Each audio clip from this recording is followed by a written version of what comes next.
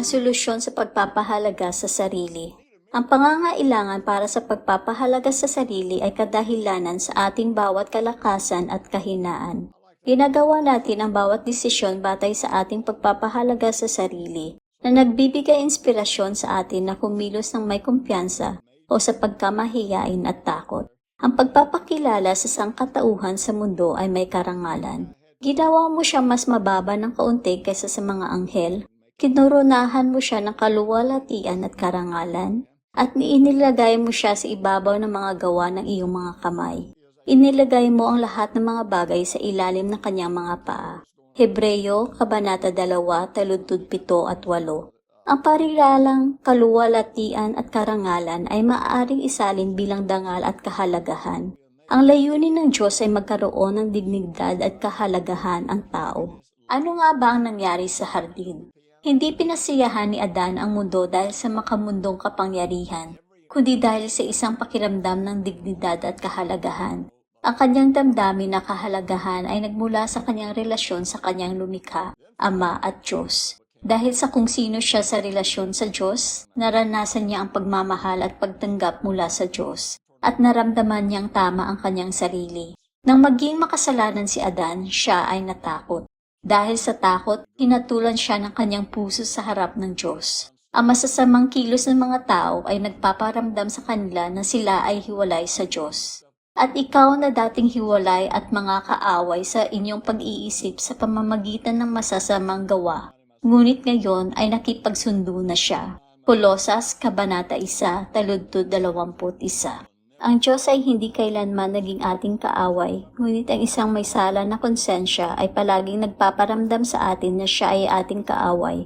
Ang kahihiyan at pagkakasala ay hindi lamang nagpatakot kay Adan sa Diyos, kundi naging dahilan din ito upang mawala ang kanyang pagkakakilanlan at kahalagahan. Kapag nararamdaman ng mga tao na wala silang halaga sa Diyos, kailangan nila makahanap ng halaga sa pamamagitan ng mga nagawa at pananakop.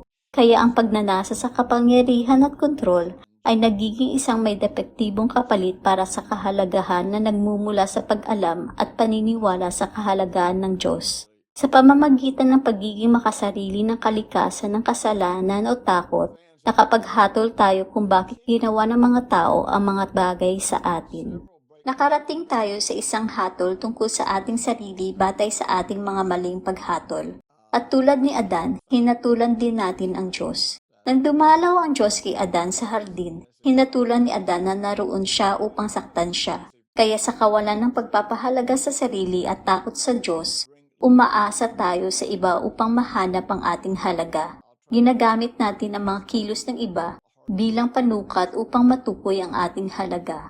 Habang lumalaki ang ating pangangailangan para sa pagpapahalaga sa sarili, mas nagiging sensitibo tayo sa mga kilos ng iba at mas palagi nating sinusuri ang ating sarili upang makahanap ng pagpapatunay at halaga. Binibigyang kahulugan natin ang bawat salita at kilos batay sa ating mga personal na pangangailangan. Ang mababang pagpapahalaga sa sarili ay umuunlad sa paghatol, tulad ng isang adik sa kanyang napiling droga. Bagamat sinisira siya nito, hindi niya alam kung paano mabubuhay nang wala ito. Ang ating kasalukuyang pakiramdam ng halaga ay natutukoy alinman sa kung paano natin nakikita ang ating sarili kay Jesus o sa kung paano natin nakikita ang ating sarili kaugnay ng iba. Ang ating pananaw ay batay sa ating paghatol kung bakit ginagawa ng mga tao ang kanilang ginagawa. Ito ay isang walang katapusang pagsakay ng mga pagtaas at pagbaba batay sa mga kilos ng iba. Ang pag-ibig ng Diyos ang tanging pinagmumula ng patuloy ng pagpapahalaga sa sarili. Ipinapakita ng kanyang pag-ibig ang ating halaga sa kanya. Sinabi ni Apostol Juan, dito nahayag ang pag-ibig ng Diyos sa atin, na ipinadala ng Diyos ang kanyang bugtong na anak sa sanlibutan upang tayo mabuhay sa pamamagitan niya. Dito naroon ang pag-ibig. Hindi sa tayo'y umibig sa Diyos, kundi tayo'y inibig niya at ipinadala ang kanyang anak upang maging pampalubag loob para sa ating mga kasalanan. Unang Juan, Kabanata 4, taludtod 9 at 10. Ang pag-ibig ng Diyos ay hindi lamang nahayag sa katotohanan si Jesus ay namatay para sa atin. Sa halip, ito ay partikular na nahayag sa katotohanan siya ay naging ating kasalanan. Tinanggap ang lahat ng ating parusa.